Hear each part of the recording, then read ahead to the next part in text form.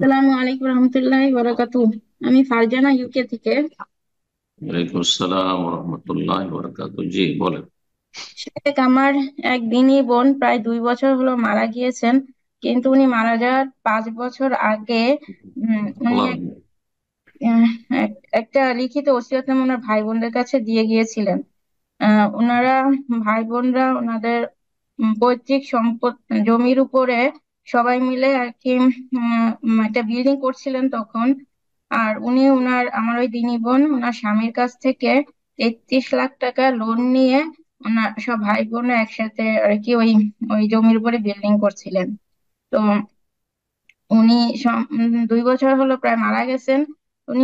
ওনার ভাই বোনদের কাছে একটা লিখিত ওসিয়তনামা করে গিয়েছিলেন যে উনার উনি যদি মারা যান তাহলে ওনার ওই পৈতৃক সম্পত্তি থেকে যেন 1/3 কিছু সহি আকীদা ভিত্তিক প্রতিষ্ঠান গুলোতে দিয়ে দেওয়া হয় দান হিসাবে।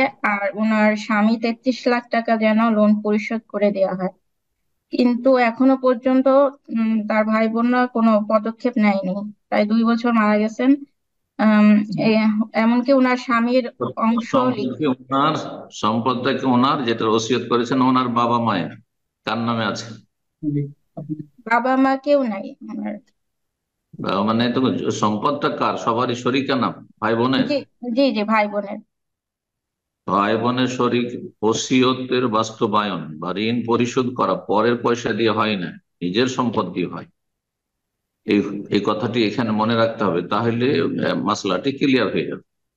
উনি যে ওসিয়ত করেছেন, ওসিয়তের আগে ঋণ পরিশোধ করা, কিন্তু ওনার ব্যক্তি মালিকানাধীন যে সম্পদগুলো রয়েছে, যেগুলো শরিকানা রয়েছে, সেগুলো থেকে যতটা তিনি ভাগ পাবেন সেখান থেকে তার স্বামী ঋণ পরিশোধ করবে। কারণ স্বামী ঋণ ও ঋণ, স্ত্রী ঋণ ও ঋণ। আর ঋণের বোঝা নিয়ে গেলে আল্লাহ মাফ করবেন না। আল্লাহ তৌফিক দান করুন তার আত্মীয়দেরকে, ভাইদেরকে। আর তারপরে 1/3 সম্পদ, নিজের সম্পদ থেকে 1/3 সম্পদ থেকে মাদ্রাসা করবেন, মসজিদ করবেন, কাউকে দেবেন, দিতে বলেছেন।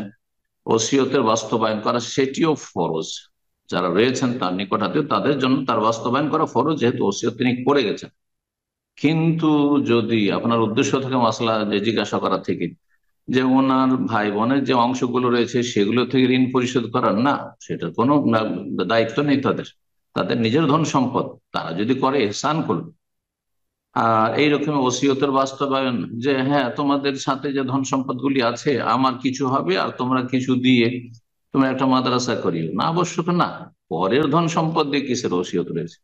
নিজের ধন সম্পদে ওসিয়ত হইতে হবে, নিজের ধন সম্পদে ঋণ পরিশোধ করতে হবে।